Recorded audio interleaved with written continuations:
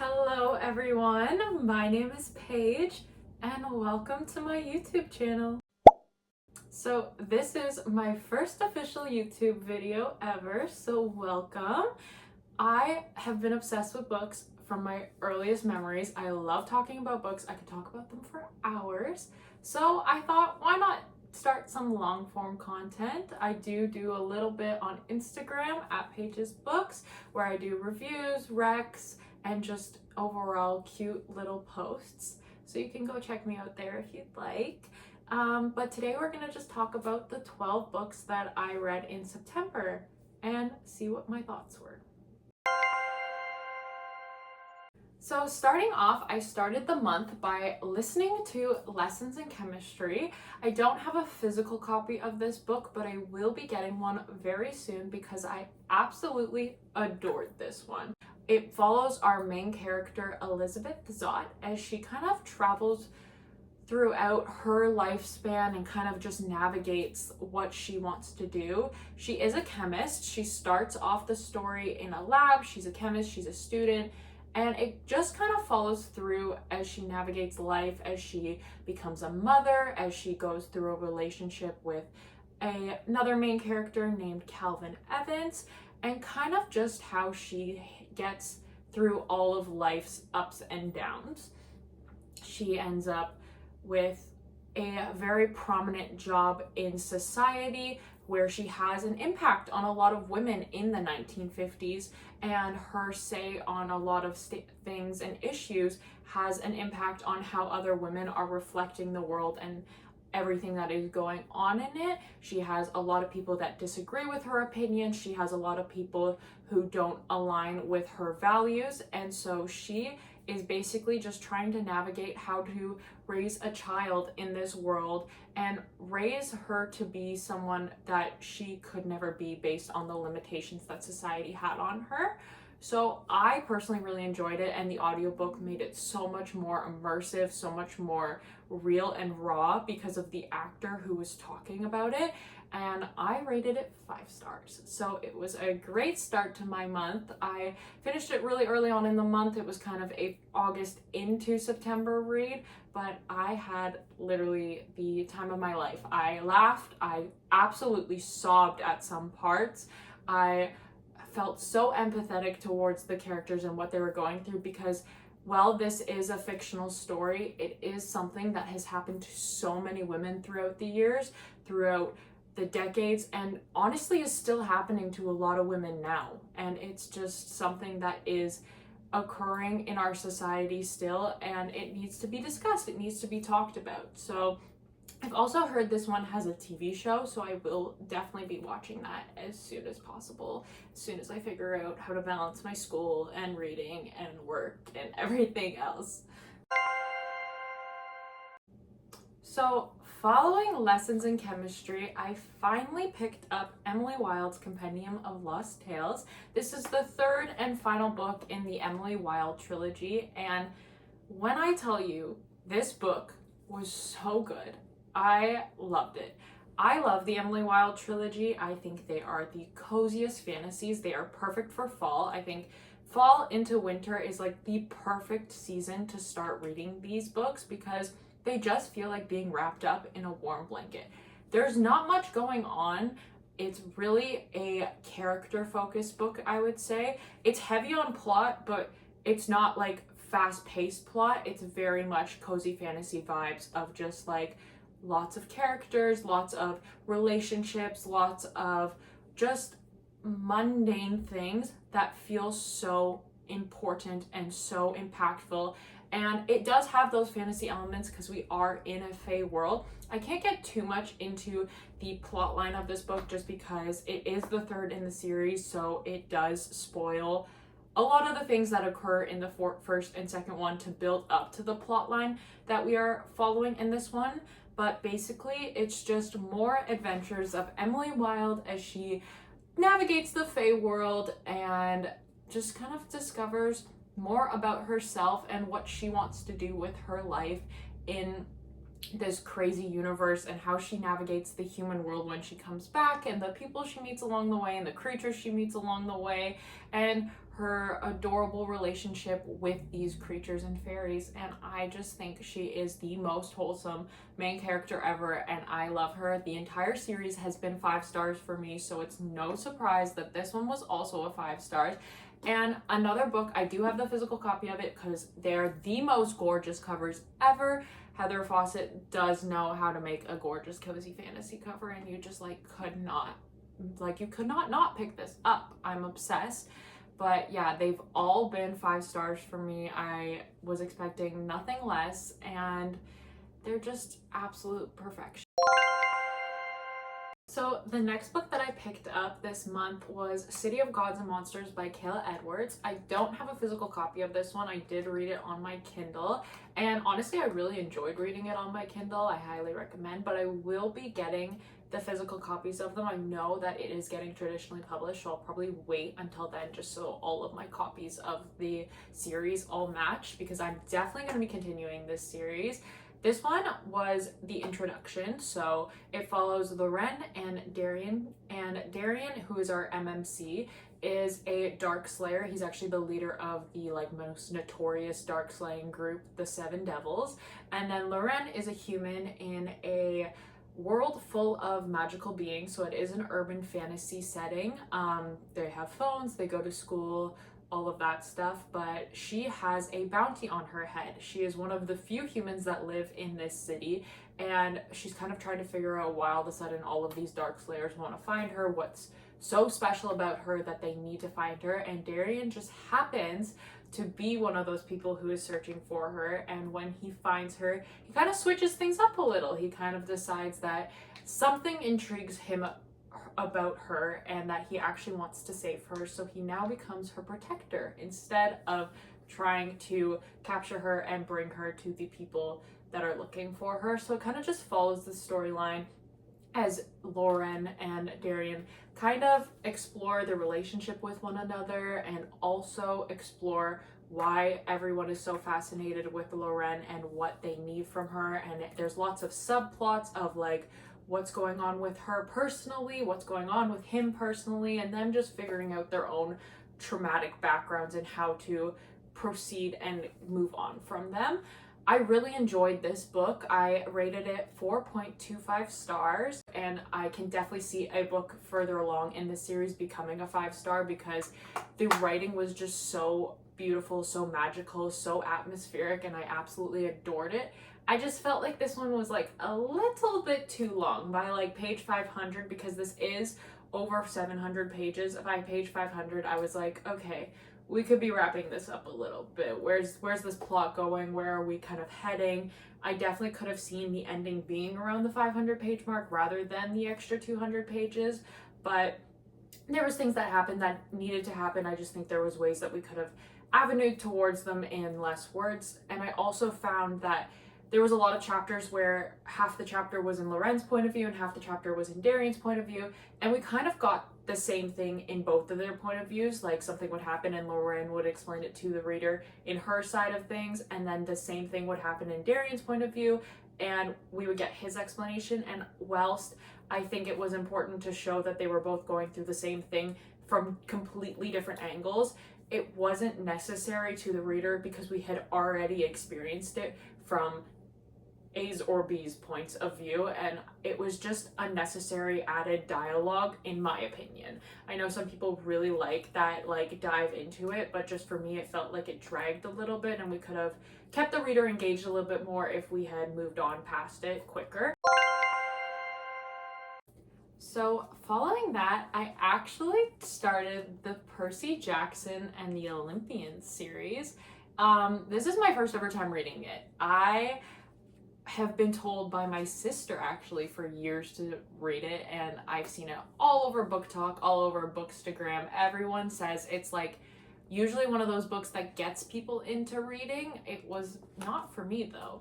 I did watch the movies, which I know the movies are a very controversial topic, and I watched them so long ago. I'm currently watching the TV show, which is so good so far.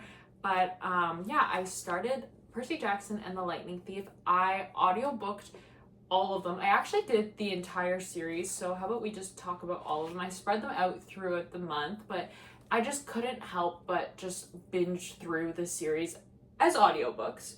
But I just couldn't help but binge through the series. They're so good. They follow Percy Jackson as he kind of discovers what it's like to be in the worlds of God and goddesses. It takes place in New York City, so it's in the real world.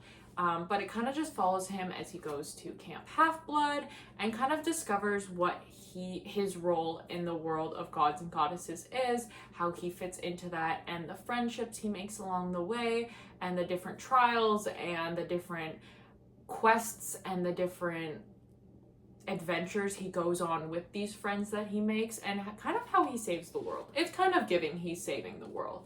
But yeah, the entire series was so good. I thought that they were the funniest, cutest little wholesome young adult fantasy-ish books while also having real life aspects, and I just couldn't help but smile my way through all 5 of these audiobooks, and I gave 4 stars to all of them. I think that they were equally good.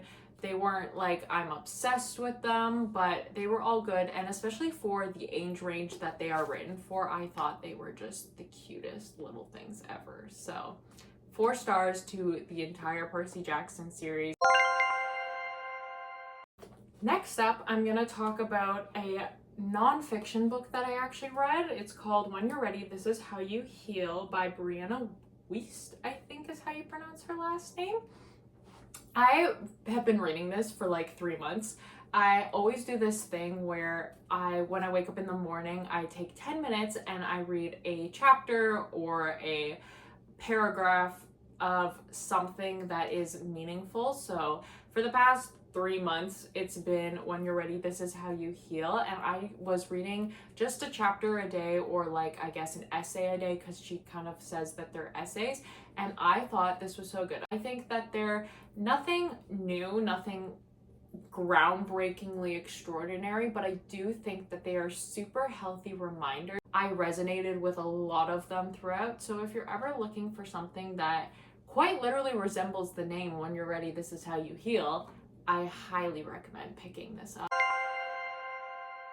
So next up, I read Wild Card by Elsie Silver, which is the 4th and final book in the Rose Hill series. So this one follows Bash and Gwen, which we meet Gwen, I believe, throughout Wild Eyes and Wild Side, if I remember correctly. And then Bash we kind of see throughout the books as he kind of integrates more into the dad's side of things.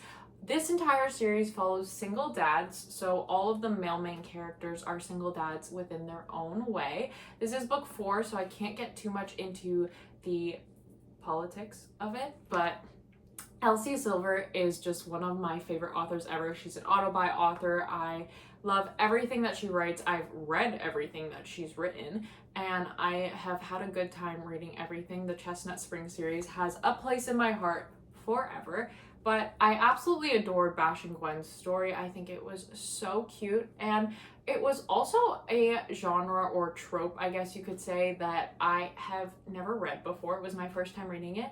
It is ex-boyfriend's dad, so Bash is Gwen's ex-boyfriend's dad, and that's not a spoiler, it literally says it on the back of the book, but it follows them as they kind of navigate how to proceed with their relationship and proceed in the complications of what their everyday life looks like. And Gwen is such a wholesome character. She struggles a lot with self-confidence, and I just think that she, as we go throughout this book, discovers everything that she likes and loves about herself. And yes, Bash helps her do that, but it also is so clear within the writing that she is just finding herself in Rose Hill, and that she is finding herself along the way. Also get a side character in this book who just has the most perfect comedic relief in the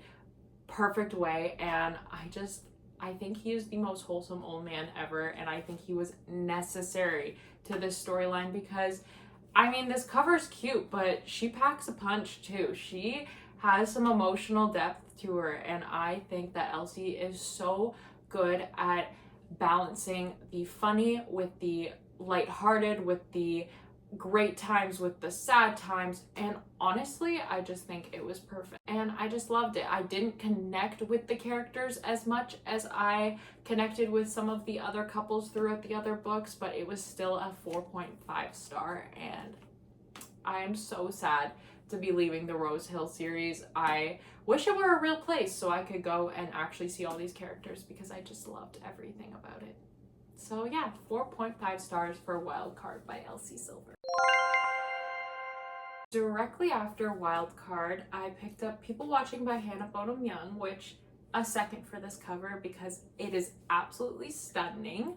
This is the Indigo exclusive version, which is the green cover, whereas the regular one I believe is a white cover. And I just think the green makes it so fall coated and so perfect to be picking up in this season. And I started this and finished it on a 5-hour plane ride to Vancouver. This book follows Prue and Milo. Prue is kind of discovering herself still. She's kind of figuring out where she wants to go in her life when her mom is diagnosed with Alzheimer's, and she becomes a caregiver for her and wants to put her life on pause to be able to help and navigate this new life that her mom is figuring out, and she's figuring out with her dad. They're a very tight-knit group, and so they're all kind of just going through the dynamics together. And Milo's kind of the opposite. He is here to be with his brother, who is opening a brewing company, and he has a very disconnected relationship with his parents, which leads him to have a disconnected relationship with his brother and sister. His sister is there too. Milo and Prue meet when they are at the local convenience store that Prue's family kind of owns. It's like a convenience store gas station kind of situation, and they find out they are next door neighbors. So they kind of have a series of reasons why they connect, and this leads to a little arrangement between them. I guess you could call it a little friends with benefits situation. And I think that her writing style is just so unique and so beautiful, and she takes these topics that people don't usually talk about and she adds them into her stories in such a artfully beautiful way. And I think that this was done really well. I just think that I wasn't obsessed with either of the main characters in the book, which, I mean, Milo was literally a tattooed man, so I don't know how I wasn't obsessed, but I wasn't. And that's okay. It was still a 3.75 star for me, and I still really thoroughly enjoyed the reading experience. However, it was not my favorite of the month, and I wish it was, but I still thoroughly enjoyed it. I think so many people are going to absolutely adore this book and everything about it. I just wish that I cared about the main characters that we were following more, or had more of a connection to their personalities. Their personalities are really where it fell flat for me, and that's okay. But I still thoroughly enjoyed this, and I highly recommend to others.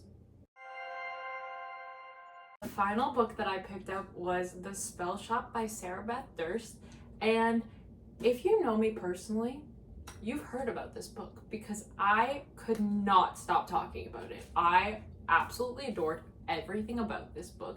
This is cottagecore, cozy, mythical fantasy. It is very, very descriptive. I felt like a movie was playing in my head from page 1 to page, I think it's like 360 pages or something like that. Like, every single page could see it perfectly because the author just put that much care and depth into her descriptions, and it was perfect. This book is following Keela, who is our main character. She's a librarian, and she's fleeing the main city back to her hometown island, which is very small town core. And she flees back to her childhood cottage with her trusty spider plant, and it just kind of navigates Keela as she figures out how to no longer be alone. She spent a lot of her life alone, and she's kind of integrating herself back into society within this small town, and you get to see her discover found family, open up her walls that she has built up for so many years, and actually create these authentic, genuine relationships with the people of this town, and you just can't help but fall in love with everything. It was I have 4.75 star, but if I continue to think about it as much as I continue to think about it on the daily, I think it would be a 5-star. I absolutely adored everything within this book, and Keela has such a unique personality, and I think it fits the storyline so perfectly and articulates everything happening in this story so perfectly that I just couldn't help but fall in love with the entire storyline and every character within this book. So yeah, maybe it is a 5-star. Probably is a 5-star because no notes, no critiques. I love everything about this book. So that was all 12 books that I read or listened to. I think I only actually read like 3 books this month, but I audiobooked a lot of books and I had the time of my life doing it. So thank you if you stuck around to watch all of the 12 books that I read. Let me know what your favorite book that you read in September was, and I can't wait to see what else we get up to on this channel. Once again, thank you for being here. Thank you for supporting, and yeah, love you.